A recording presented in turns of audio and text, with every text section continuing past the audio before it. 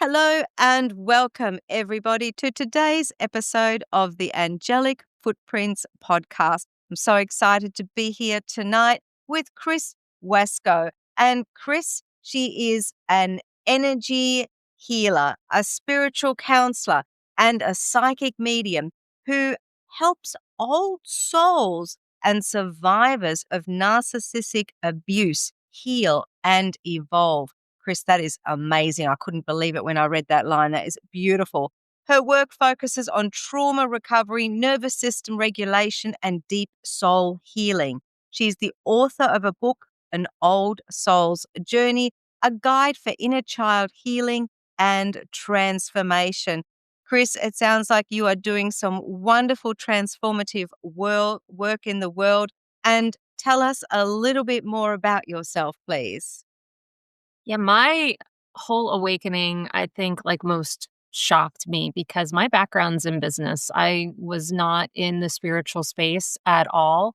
I was, working in New York City, doing, just what I was kind of trained to do. My parents met on Wall Street, so that was just kind of the life I knew. And so getting into that spiritual space came at a price, and one I didn't want to pay for a long time because it meant having to cut off my family of origin. They are incredibly narcissistic, very abusive, and it was really for me a final straw because there was not only abuse but like violence in that abuse, and I had to make that decision in order to protect my own kids and my own family. And in doing that, it was the first step toward my own awakening because what I didn't know at the time was that my own trauma muted all of my abilities. I didn't know I could see people in spirit. I didn't know I had psychic abilities. I may have called myself an intuitive empath because I was always kind of sensitive growing up, criticized harshly for it as well. But the healing I did awakened everything within me. And it started because I finally said, enough. I'm not doing this anymore. That I'm sure a lot of our listeners can identify with. It's a story that I have heard multiple times myself. The narcissistic, forgive me that word, that narcissistic relationship that our family can bring to us. But guess what? The lesson is you've broken free of that, and how awesome for you.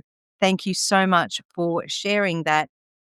You've had a number of angelic experiences since your awakening. Would you like to share at least one or two of those, please? Yes, my first one actually happened during COVID because my husband had been in the hospital. He was very sick at the time. We didn't know what was going on exactly other than he was in a tremendous amount of pain and he needed to be hospitalized. And he drove himself. Our kids were still fairly young at the time, and it was late at night, so we didn't have anyone that could just come and watch the kids while I take him. So he was able to take himself. He didn't want to ask for help, which again, that's his journey. But uh, in he was in the hospital, and this was at a time where it was really hard to visit any patient at a hospital. And by some grace already, I was already starting to pray to my angels, which I had already been doing for quite some time in my life. But I wanted to be able to see him the next day. And I was able to get on a list to go see him. He had called me and said, "You're on the list. So from this time to that time, you can come." And I said, "Great." I was able to get a friend of mine to come watch the kids. And I rushed over there. But for me, I was already not wanting to go in there, all the protocols. I was very sensitive at the time where they were using those temperature guns at your head to take your temperature. I refused that every time I possibly could or would ask, "Can you do my wrist?" Because that to me was not okay. I know it affected my pineal gland. I did not want any part of that. And so going into that, I was already kind of bracing myself for this. Okay, I'm going to get scanned. I'm going to have to deal with this, but it's okay. It's my husband. But before I went into the hospital, I did an angel protection prayer. I sat in my car. I did a prayer. I cleansed my energy. I shielded my energy and I asked for angel protection. And I just braced myself to go into the hospital. So I walked in, and at this point, I'm also really emotional because I'm scared. I've never seen him so sick, and I didn't know what I was going to hear about what was Yeah. going on yet. And so I'm trying my best to just kind of keep my emotions in check. And I go to check in, and the man at the desk, who is also dressed like he's part of security, is Mhm. checking me in. So I notice a presence over his shoulder. And at this point, I was already seeing many people in spirit. So I tend to ignore that, especially in a hospital setting, because they're kind of rampant in hospital settings, like in cemeteries. So I did my best to just kind of focus on what I was there for and ignore any presence. But this presence caught my attention at least a little bit because I noticed she was looking at the screen as he was checking me in and finding my husband and essentially linking us. And I just thought, okay, she must be helping him, but I didn't put it together yet what was going on. So he passes me the sticker with your name and where you're going. And he says, "Do you know where to go?" And I said, "No, I have no idea." And he just stayed in his seat. He pointed me down the hall to the elevator, and went on my way. And I said, "Okay, great." And I just walked into the elevator, and even though I was the only living person in the elevator, it felt very crowded. So Right. I took a breath, I put my head down, and I just said, "I am here for my husband. Please let me be." And when that was my stop, I got out of the elevator and I felt that I was now no longer being followed. So that felt good. And I said, okay, because that's a lot of weight. Anyone that could see people in spirit and they don't want to at the time, like you just feel like this heaviness. So I continued to walk to my husband's room and I got in and, of course, we were very happy to see each other. And he said, "So I guess you went through all the COVID checks." And I said, "What do you mean?" Because at this point, I was just confused. I wasn't thinking about it. I was so happy to see him. He's like, "Oh, like they scanned your temperature, they did all the questions, made sure you weren't sick." And I said, "No, they didn't." I was like, oh my gosh, she was an angel." And he said, "What are you talking about?" Like, while he was kind of open to what I do, he's still very much a muggle. And, just kind of is like, that's nice, dear," is kind of what I Yeah. tend to get. So I told him what had happened. And he said, "Are you kidding? During COVID, you just got to walk in with nothing but a name tag?" I said, "Yes, but now as I'm thinking of who I saw, she looked nothing like anyone I'd ever seen in spirit, but I'd never really paid attention because I was so focused on you." And then I got tears in my eyes because I was just overwhelmed. And I said, that's why she looked different. That's why she was hovering differently." And I said, "She was amazing, but again, I'm just thinking, oh, she's helping him out." And she was, but she was helping me. And I was so incredibly grateful and thankfully, he did need surgery, but he was ultimately okay. But it was Mm. just a scary, upsetting time. So that was probably one of the most amazing times because while I'd always felt angelic presence, seeing it in my mind's eye was just another level of amazingness for me. I agree, and that I think that pretty much relates very much to how I felt the first time I saw an angel. I didn't realize the being that I was with at the time, and it wasn't until afterwards that I've gone, "Oh, wow, that was an angel," and having that amazing experience, I can so relate to it, and thank you for sharing that, Chris, and so glad that you were able to have that protection. I love also how you asked for protection before you went in, being a little bit wary, and being a psychic medium, I can relate to that as well. We do take on so much of that energy, even inadvertently, and we get that sense of that heaviness when we're an empath. And again, it's one of those things. All empaths, you can relate to this. If you're listening to this story, you can totally feel that energy. So I'm very glad that you were protected. Did you want to share a second story with us, Chris?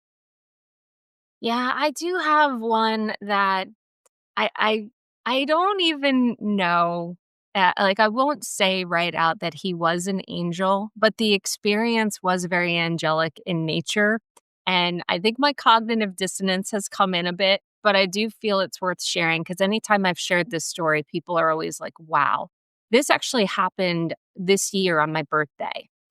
I wanted to go to the farmer's market with my family, and this is not an unnatural occurrence. I just love going to farmers markets. So on this day, I was walking with two of my kids at the time, and there was a man that caught my attention, and he was coming in our direction, but I just felt like the world stopped, where no one was really around him. I could see his auric field. It wasn't revealing any color, but I saw this outline around him and just how it emanated. And the energy that was coming from him was absolutely beautiful. And he was walking past us, and I'm turning and I'm kind of watching him almost in this just starstruck manner, and one of my kids is like, "What are you doing?" And I said, "That man had the most incredible energy." And he's like, "What man?" And he turns, and then trying to point him out, and we don't see him. And I was like, "That was okay."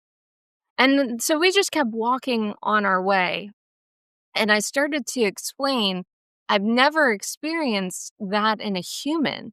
And then as we're walking, I felt the presence again. I just knew he had to be near.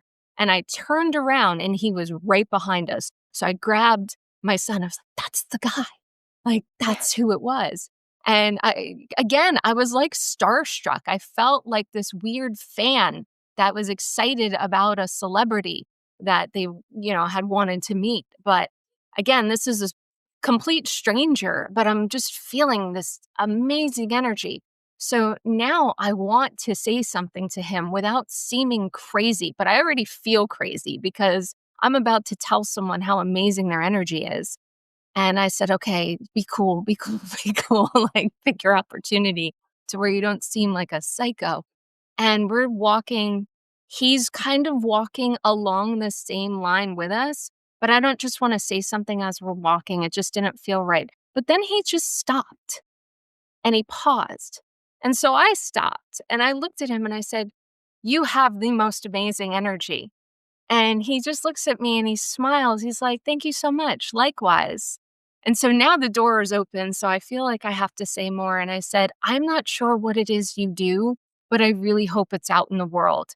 And he smiled again and he said, "Yes, it is, just like yours."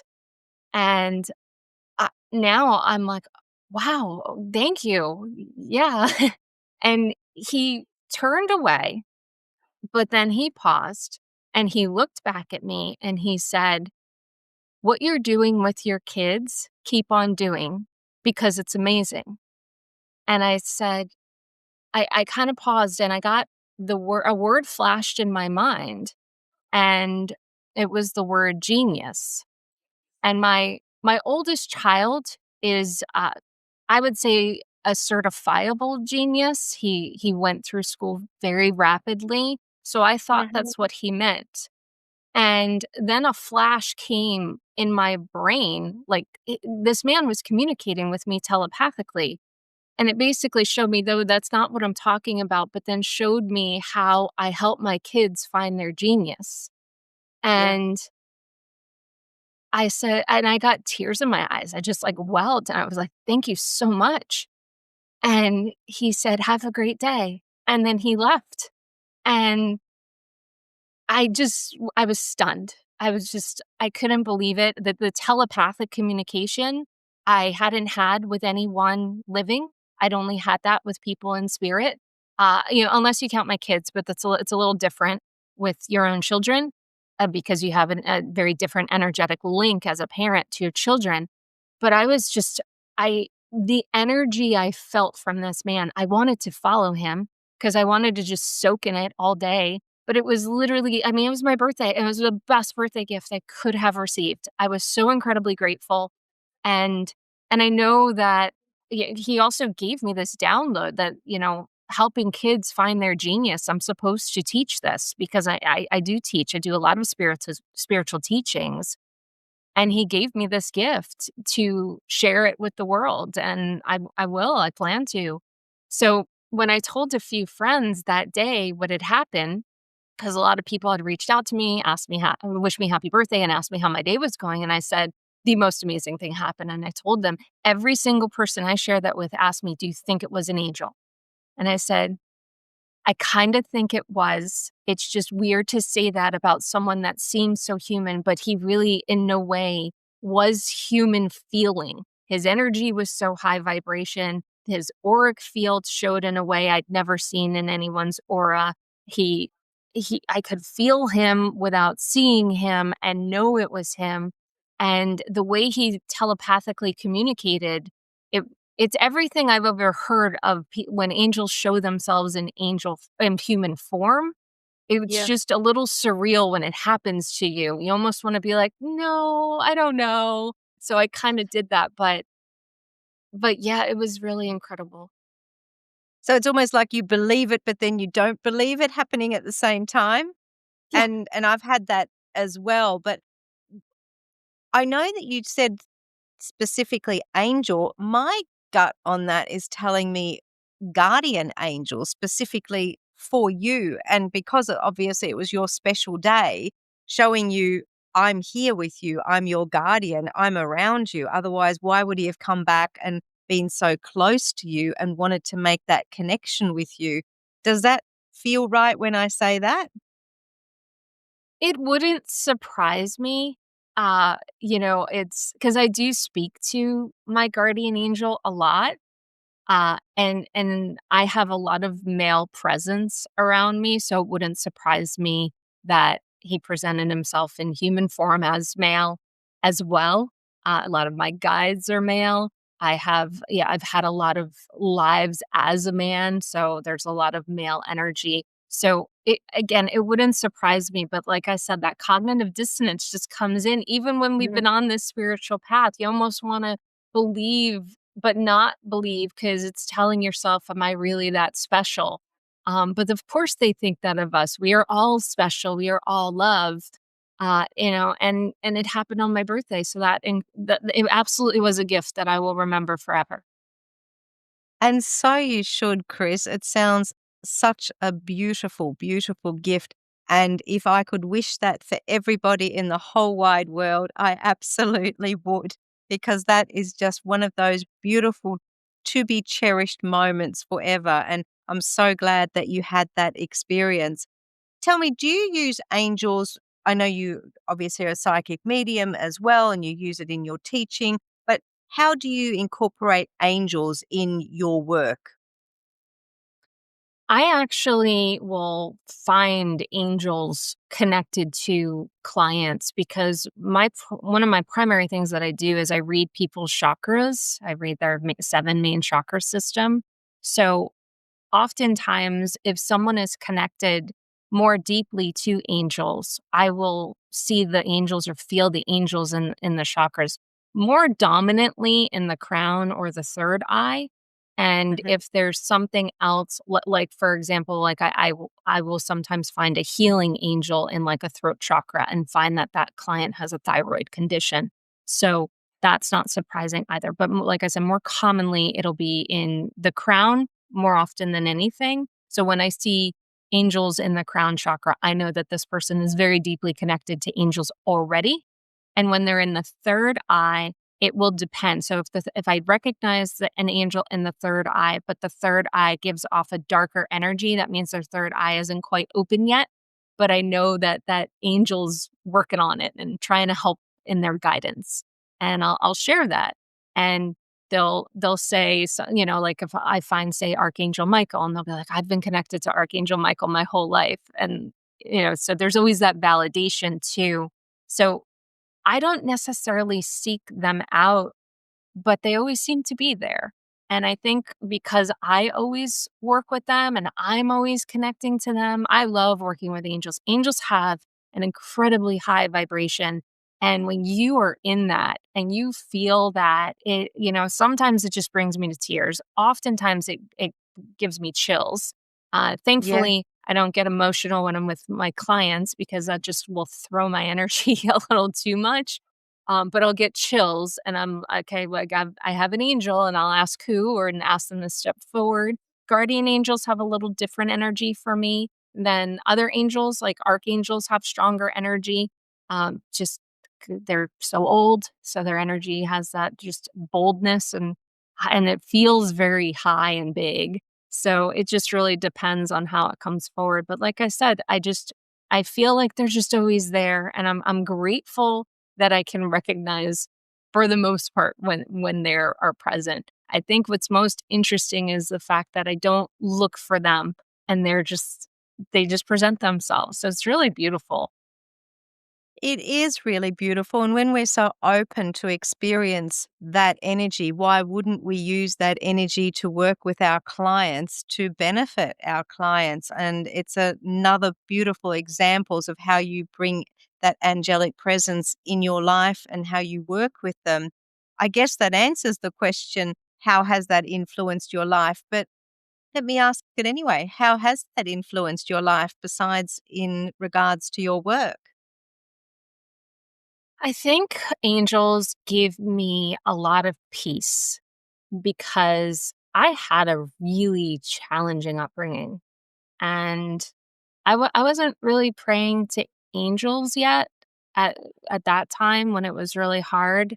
I certainly felt connected to God. I was raised Catholic, and there's a lot of angelic presence in Catholicism if you choose to connect to it. And I think I struggled a lot with the idea of Catholicism because there's a lot of fear in that, do this or else. And so that was how a lot of my upbringing was. It was very fear based. And so the more I guess, tapped in, the more I awakened, the more I felt angelic presence, it's just allowed me more feeling of peace, more feeling of just that ability to surrender, to know you're protected. Also, as a mother, I often will put my kids in angelic light. I'll just see them in it, and I thank angels for protecting them. And because anyone who is a parent, it is next to impossible to separate yourself from a parental fear that something could happen to your child or children. Yes. So to Yes. feel that you can work with the angels on that. And granted, I understand that some of us are meant to have such a journey that is more challenging in that regard, but it's something as a human we ever want. So again, to be able to put my children in that light and just feel that element of protection and to know that we're we are protected, we are guided, to have had as challenging a life as I have had and to know that, okay, I wasn't alone. I've never felt alone anymore. I used to a lot and I never was, but now I have that faith because I've just had too many occurrences to show me otherwise that I have gone through it and it's been challenging, but, again, I've always had love and support. And I recognize that too, even within myself. When you're talking, I can relate to so many of the experiences that you've spoken about, or even, intimated of having that challenging childhood and upbringing. And when you have parents who don't believe in this or don't want to believe in this, it's almost like that break free, isn't it? That absolute relief of going, yeah, but I'm backing myself here. I know this is real. And that is a comfort in itself. And thank you for sharing that, Chris. Chris, would you like to share with our listeners or viewers any special offers or promotions that you have in terms of how people can get in touch with you should they perhaps want to work with you? Yeah, I mean, the best way to find me is my website, which is my name, chriswasko.com. And I'm always doing something, whether it be a free workshop. I usually do a free workshop monthly. My next one is going to be about feng shui as we get prepared for the year of the fire horse. I like to help people support their space. So I'll be doing one of those. And then I'm always teaching classes. And it's also, if anyone is interested in my book, it's there too, An Old Soul's Journey, because old souls need the support. And I like to be there to do that. So again, my name is the best place to find me. Well, for all of you listening for this program, I will definitely have Chris's details on the podcast page, and you will be able to get in touch with Chris if you want to work with her. And I definitely encourage you, if you feel at all connected with the energy of what Chris has been talking about today, then do get in touch. The programs that you were talking about, the free workshops, are they online or are they primarily face to face? They are primarily online. While I do have clients find me here, I do most of my work online, which has been a blessing because I work with people all over the world. That is a blessing. So, wherever you are in the world, wherever you're listening to this podcast, check out Chris's website, and I'm sure she'll be able to give you some wonderful guidance, and check out what workshops she's got going, because I'm sure you're going to get some wonderful information from Chris. So, you've told us how we can connect with you. Any final thoughts that you'd like to share with us today? Because we're talking about angels, it's just knowing that your angels are always present and they really like for us to ask for their help. They don't love to just come in and do it for us. They really ask that we ask. And they ask us to ask for stuff other than a good parking space. And that we recognize they're there and they're here. They want to help. They do. They absolutely do. And you spoke about putting protection around your kids and around your family. I do the same. The funny thing is, my daughters are grown up now. And then every now and then, especially my youngest one, she'll say, "Oh, Mum, can you ask the angels for help for me?" And I say, "Yeah, but you can do that yourself." So, yes, I will put in a special request because she's asked me, but I want to remind everybody, yes, as you have said, Chris, please do ask. Never any harm in asking, and you never know what you might receive. Chris, thank you so much for being on the podcast with me today. It's been such a beautiful journey having you share your story. For all our listeners and viewers, if you enjoyed the show, please share information about the show with 3 people who you believe could benefit. If you thought the show was valuable, please consider leaving a 5-star review on the platform where you are listening. In the meantime, blessings, and may your life be filled with hope and inspiration.